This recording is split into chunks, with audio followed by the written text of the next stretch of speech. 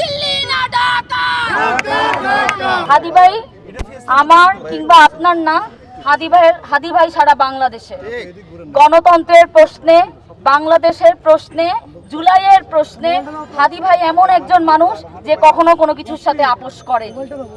আমরা দেখতে পেয়েছি কিভাবে টোকাই লীগ, সন্ত্রাস লীগ আমার ভাইকে গুলি করে কিভাবে তার শরীরটা ঝাঁঝরা করে দিয়েছে। আমরা দেখতে পেয়েছি আমাদের হাদি ভাইকে কিভাবে তারা মারার একটা ষড়যন্ত্র করেছে। আল্লাহর অশেষ রহমতে এখনো হাদি ভাই বেঁচে আছেন। আমরা দেশবাসীর কাছে এবং সকলের কাছে রিকোয়েস্ট করব আপনারা হাদি ভাইয়ের জন্য দোয়া করবেন। হাদি ভাই আসলে কোনো ইন্ডিভিজুয়াল মানুষ না, তিনি একজন আইডিয়া।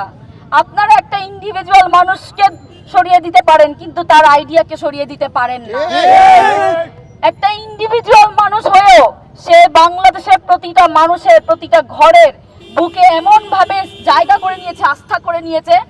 এখন হাদি ভাইয়ের যে অবস্থা, আমরা সেটা আসলে কোনোভাবেই অ্যাকসেপ্টেবল না। জুলাইয়ের একজন সম্মুখ সারির যোদ্ধা হয়ে তার উপর যেভাবে আক্রোশহীনভাবে হামলা করা হয়েছে সেটা আমরা কেউই এক্সপেক্ট করতে পারি না। এবং আমি স্বরাষ্ট্র উপদেষ্টাকে একটা কথা বলতে চাই, এর আগেও বলেছিলাম, মাংসের মধ্যে আলু বেশি, এটা বেশি খোঁজা জরুরি নাকি এই হাদি ভাইয়ের উপর কারা হামলা করেছে তাদেরকে খোঁজা বেশি জরুরি?